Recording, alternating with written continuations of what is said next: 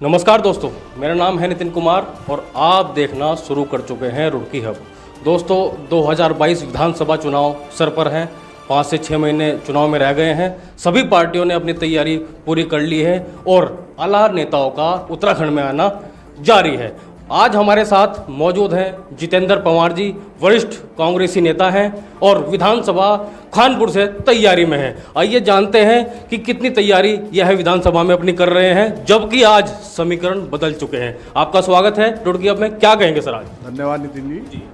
मैं आपका सवाल ही नहीं समझ पाया कि समीकरण बदल चुके हैं। तैयारी तो हम लगातार पिछले 4-5 साल से लगातार क्षेत्र में हैं, लोगों के बीच में हैं। विक्रम सिंह को नेता प्रतिपक्ष बनाया गया है, गोदियाल जी को अध्यक्ष जी बनाया गया है और हरीश रावत को चुनाव की कमान दी गई है। तो चुनाव की जो गतिविधियां हैं वे तो बदल ही गई ना सर?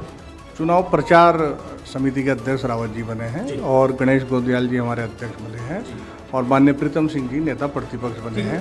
ये पार्टी की एक सामान्य प्रक्रिया का हिस्सा है और माननीय प्रदेश अध्यक्ष जी पिछले 4.5 साल से लगभग प्रदेश अध्यक्ष के तौर पर काम कर रहे थे और पार्टी जो है हर तबके को उसका हिस्सा देने का काम करती है। हमारी नेता प्रतिपक्ष डॉक्टर इंदिरा हृदयेश जी के आकस्मिक मृत्यु के बाद नेता प्रतिपक्ष का पद खाली हो गया था। उसके लिए निश्चित किसी न किसी को नेता प्रतिपक्ष बनना था और शायद पार्टी को सबसे काबिल उसमें माननीय प्रीतम सिंह जी मिले। उन्होंने उनसे कहा कि आप नेता प्रतिपक्ष के पद को लीजिए और उन्होंने सहर्ष उसको स्वीकार किया और उसी क्रम में फिर दूसरे हमारे पूर्व विधायक सम्मानित हमारे नेता गणेश गोदियाल जी को प्रदेश की कमान दी गई है और बाकी तमाम कमेटियां बनी हैं, उनमें सबको अलग अलग जिम्मेदारी दी गई है। हमारे सम्मानित पूर्व मुख्यमंत्री हरीश रावत जी को प्रचार कमेटी का बनाया गया है, प्रकाश जोशी को चुनाव प्रबंधन समिति का अध्यक्ष बनाया गया है, समन्वय समिति के अध्यक्ष किशोर उपाध्याय जी को बनाया गया है। लेकिन ऐसा क्यों किया गया सर? छोटा प्रदेश है, अध्यक्ष इतने ज़्यादा कार्यकारी अध्यक्ष बनाए गए हैं, क्यों बनाए गए? देखिए, मैं आपसे वही कह रहा हूँ ना, चुनावी साल है और समय बहुत कम है और डॉक्टर इंदिरा हृदयेश जी की मृत्यु से जो वैक्यूम जनरेट हुआ था पार्टी में, उसे कहीं ना कहीं भरने की कोशिश करी गई है। उसमें इन तमाम बातों में निकल के एक बात तो आती है ना कि आप प्रीतम सिंह गुट के माने जाते हैं, क्या कहेंगे? देखिए, पार्टी में आप लोग इसलिए कह सकते हैं कि प्रीतम सिंह गुट के माने जाते हैं क्योंकि हमारे प्रीतम सिंह जी से हमारे निजी ताल्लुकात अच्छे हो सकते हैं, लेकिन वो पार्टी के प्रदेश अध्यक्ष भी अब तक थे और प्रदेश अध्यक्ष के साथ सामान्य कार्यकर्ता को मिलकर प्रदेश अध्यक्ष के साथ ही तालमेल बैठाना पड़ता है, उसी से पार्टी मजबूत होती है। मैं भी खुद अपने आप यूथ कांग्रेस का जिला अध्यक्ष रहा हूँ, मैं भी जानता हूँ, संगठन का हमेशा से मैं रहा हूँ, तो हम उस सिस्टम का हम हिस्सा रहे हैं और इसमें कोई दो राय नहीं है कि पार्टी संगठन से चलती है। संगठन से अगर हम किनारा करके चलेंगे तो या जिसे आप गुटबाजी कह रहे हैं, तो उससे पार्टी निश्चित नुकसान होता है। आप संगठन के मुखिया आज गणेश गोदियाल जी हैं, उन्हें भी शायद जितेंद्र पंवार को उतनी ही ज़रूरत होगी जितनी प्रीतम सिंह जी को। ठीक है, तो अब आप ये बताइए मुझे, अगर आपको पार्टी टिकट देती है खानपुर से, जहाँ से आप तैयारी कर रहे हैं, तो किन मुद्दों के साथ आप मैदान में उतरेंगे? जबकि 4 बार के विधायक आपके सामने हैं, रहा आसान तो नहीं है। देखिए, रहा कोई भी आसान नहीं होती और जब 4 के हों या 5 के हों, मुद्दे जनता ने ऑलरेडी डिसाइड कर रखे हैं। भाजपा सरकार से पूरी जनता इस समय त्रस्त है। किसान हो, व्यापारी हो, कोई भी हो, इस समय हर वर्ग पूरी तरीके से भाजपा से रुष्ट है और भाजपा को उखाड़ फेंकने का काम कर रहा है।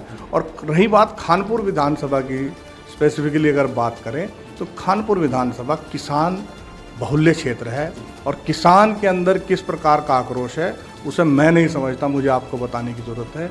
चाहे हमारे पर्वतीय मूल के यहाँ पर लोग हों, उत्तराखंड के सम्मान की बात हो, चाहे सड़कों का मामला हो, चाहे पानी की निकासी का मामला हो, पूर्णतया खानपुर विधानसभा आज कांग्रेस की तरफ को मुंह उठाकर देख रही है और उसी क्रम में मैं लगातार लोगों के बीच में हूँ और निश्चित उन्हीं मुद्दों को लेकर जाऊँ। तीसरे विकल्प के रूप में आम आदमी पार्टी भी उत्तराखंड में जोरों शोरों से प्रचार कर रही है।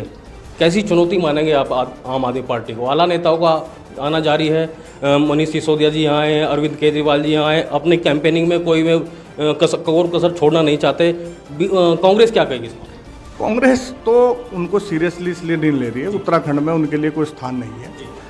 उत्तराखंड के लोगों ने उस पार्टी को आने से पहले नकार दिया। उनकी राष्ट्रीय प्रवक्ता उमा सिसोदिया ने उत्तराखंड के निवासियों के लिए जो एक जिस भाषा का इस्तेमाल करा, मैं नहीं समझता देवभूमि में इस तरह की भाषा का कहीं स्थान है।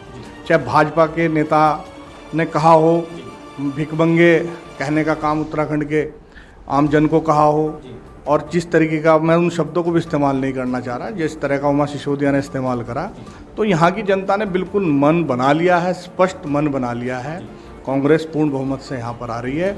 आम आदमी के जिस जोर शोर से, जिस तरह के फर्जी होर्डिंग लगा के 300 यूनिट फ्री और ये फ्री और वो फ्री, इन पर मुद्दा ही कुछ नहीं है। वो हरीश रावत, ये तो हरीश रावत जी ने भी कहा है कि वह भी 300 यूनिट फ्री देंगे अगर उनकी सरकार आती है तो। देखिए, हरीश रावत जी ने जब पिछली सरकार थी कई तरह की योजनाएं लागू करने का काम किया था, और मैं इस बात को समझता हूं कि अगर आप विकास के एजेंडे को लेकर लोगों के बीच में जाएंगे, और हमारे पिछले किए हुए काम, जनता हमारे पिछले किए हुए काम को देख चुकी है। 2 बार हम सरकार में रहे, और उत्तराखंड में 11 मुख्यमंत्री, उनमें से 8 मुख्यमंत्री भाजपा ने बदलने का 2 बार में काम किया। जनता इस बदलाव को भी देख चुकी है, और अब जनता इनको पूर्णतः बदलने का काम करने जा रही है। और आप देखिएगा, कांग्रेस विकास के मुद्दे पे हमेशा लड़ती आई है चुनाव।